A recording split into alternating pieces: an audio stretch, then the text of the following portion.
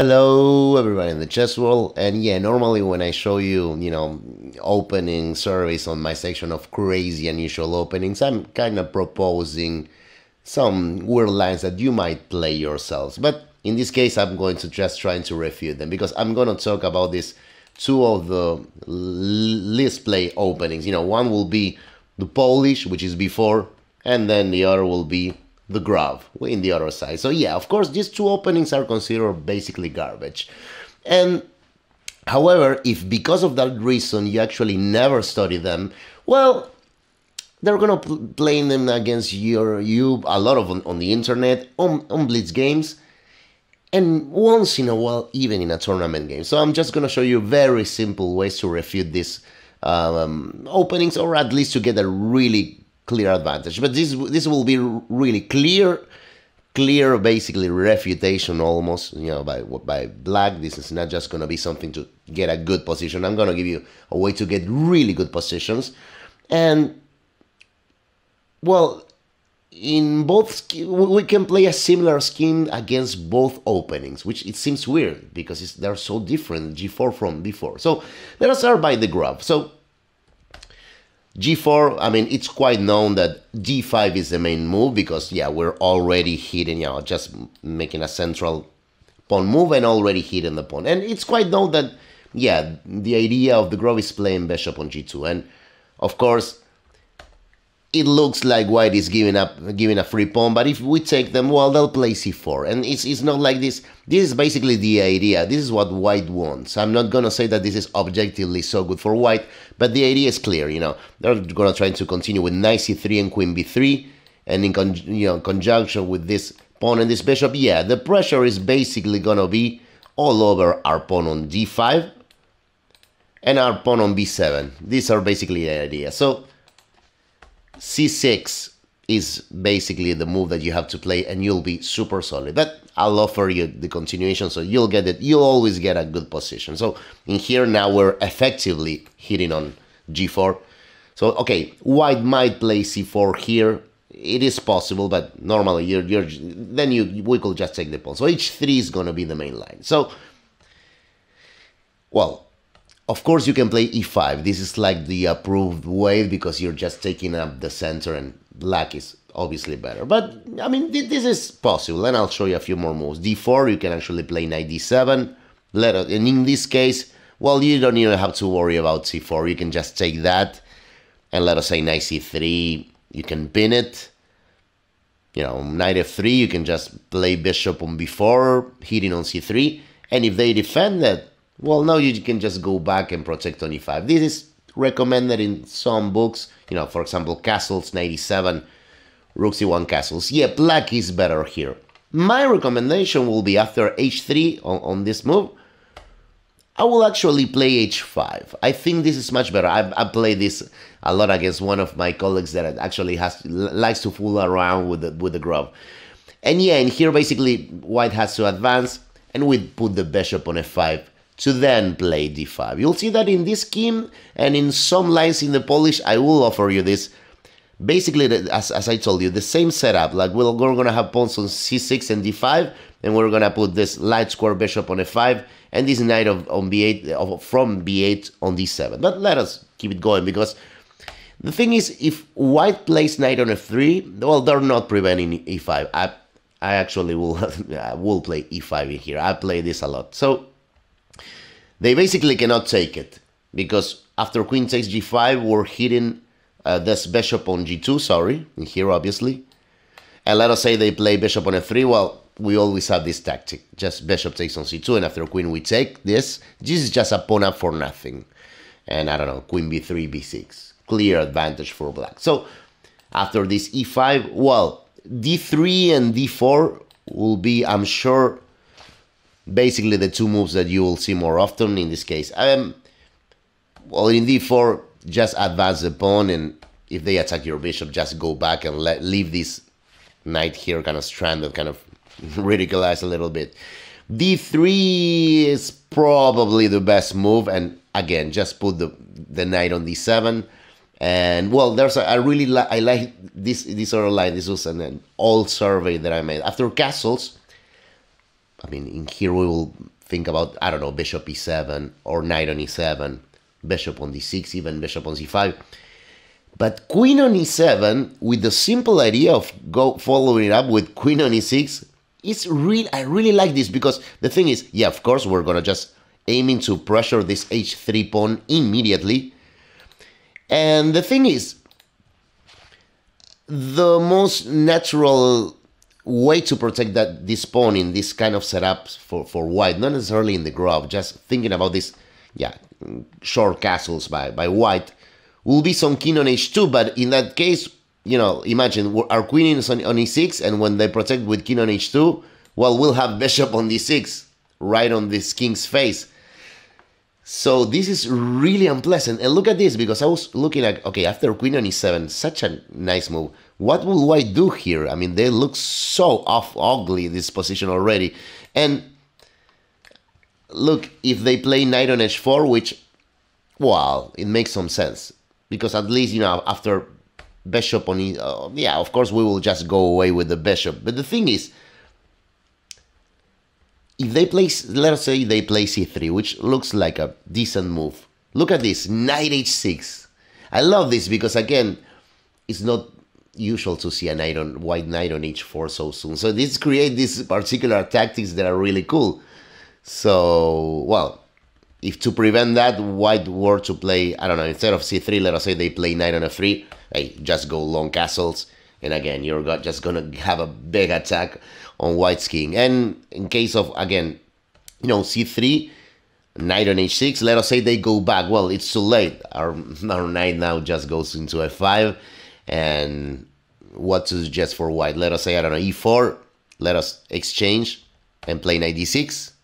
Again, moves that are usually not seen by black in the opening. Hitting the pawn and queen c2. Well, again, long castles with a great attack.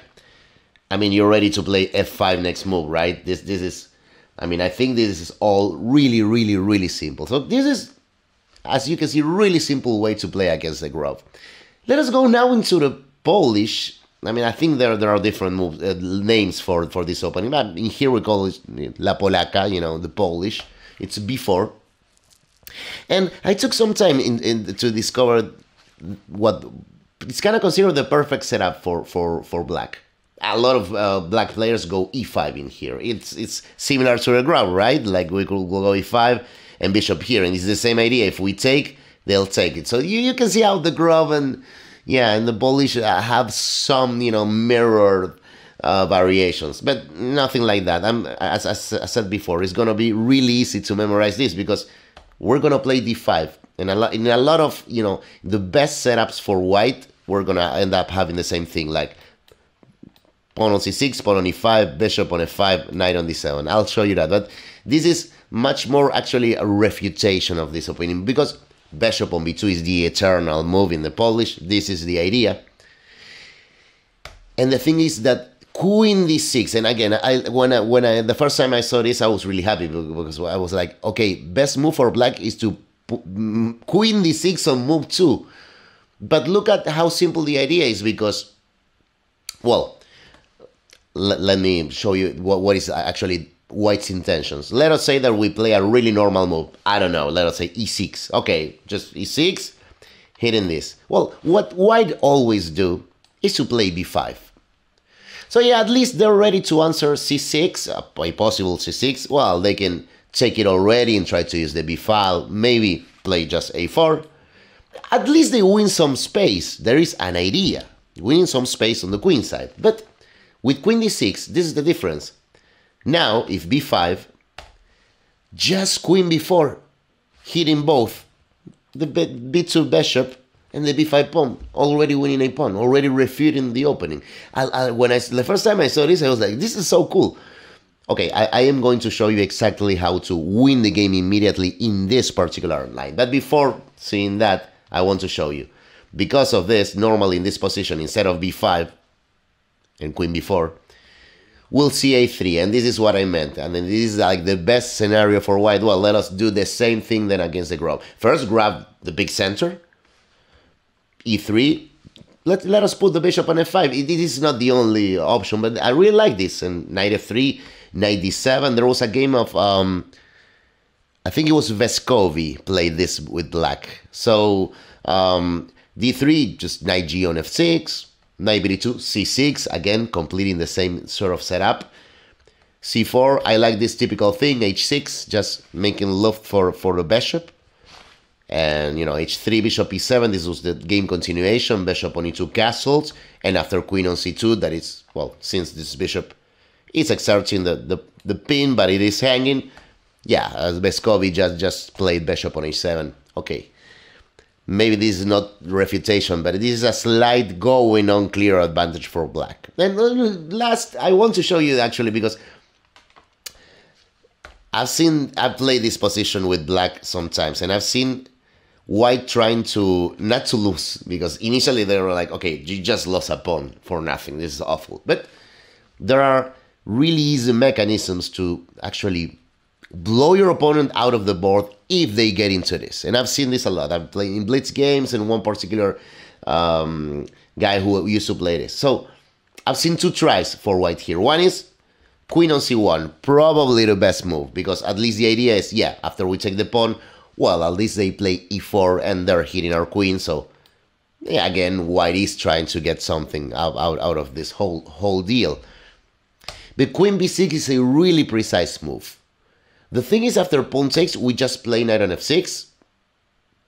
And look at this. If c4, which, I mean, it doesn't look so bad for white, right? I mean, that they actually, you know, they have held the pawn, and I don't know.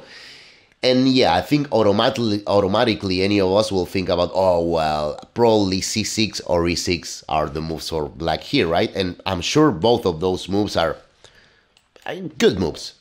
But I love this. The computer showed me e5. It's such a... I love this, e5. So the idea is simply bishop on c5. I mean, with this queen on c1 and this bishop on b2, the point f2 is going to be suffering much more than usual. So, well, let us say they play bishop takes. Well, knight on e4, just hitting here. And if bishop g3, bishop c5, this is already winning for black. And against the, well, the most obvious d takes e6, bishop on c5, again pressure on f2. If you want to take on f7, thanks a lot, king takes f7, and then, you know, then my rook is gonna come into the game, this king will be totally murdered. But another thing that the computer showed me, because in this position, I had this opponent that used to play this bishop on e5. So the idea is, okay, at least after, you know, queen takes b5, they can take on c7. And in what way will we protect this c7 pawn so as to then take the b5 pawn? I mean, it's not a ridiculous idea by white, but knight d7 is basically the computer's refutation. And I love this because the thing is, white is going to have to retreat. Bishop takes c7, this is basically losing. Because think about this. Of course, a lot of ideas in this. I mean, black looks like queen b2 is really menacing. But, you know, anytime if we play queen on b2 immediately, white is going to answer knight on c3. Developing, protecting the rook with the queen, and leaving us with a ridiculous, you know, vulnerable queen on b2. So just play d4.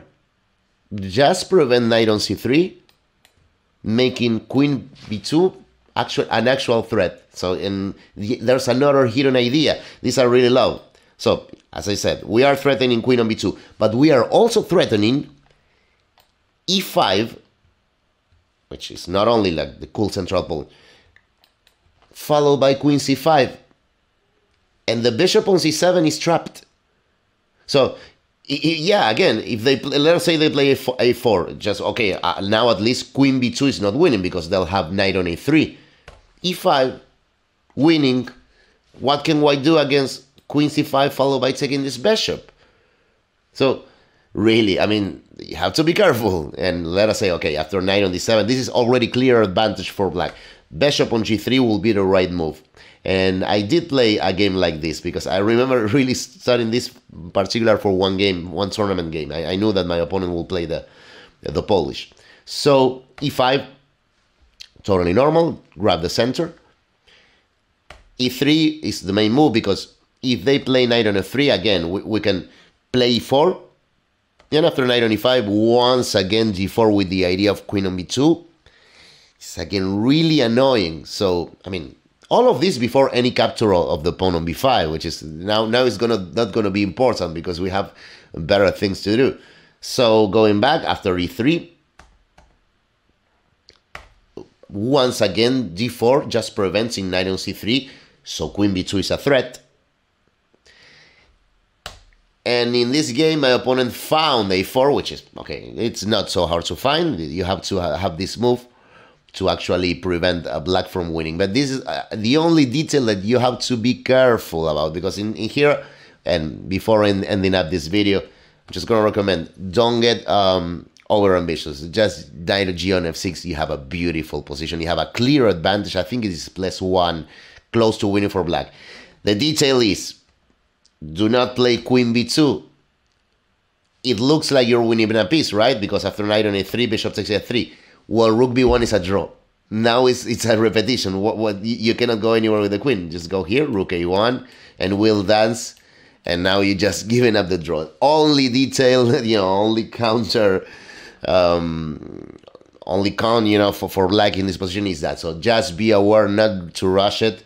Going back in this position, you just play, knight g f6. And again, to sum it up, I mean, you can see all these tactics that are totally available if you know them, if you are aware with black, so as to really be able to say, okay, yeah, the Grob and the Polish are just garbage openings. And of course, against the best play, well, you've seen that like in both games, we can see general scheme where, we'll have the, like in this last Grob, let me search for that. Well, is in case in second move, they play a3, so we had this basically same thing. Okay, let us say they play the correct a3. Well, against both, you always have this setup that I mentioned. You can play like this, then you're just going to put the pawn on c6, knight on d7, have a big protected center, cool, normally bad bishop outside of the pawn chain. You will always be fine. So yeah, in this case, even myself, that I'm always recommending kind of crazy unusual openings. Okay, these two I will definitely not recommend for anybody. But again, it's for the few times that some of our opponents are going to play this against us. It's good to know, just good to know. So thanks a lot for watching. I'll ask you to like, comment, share, and subscribe, or my cat Citronetta will, as usual. Yeah, again, thanks for watching. I will see you next time.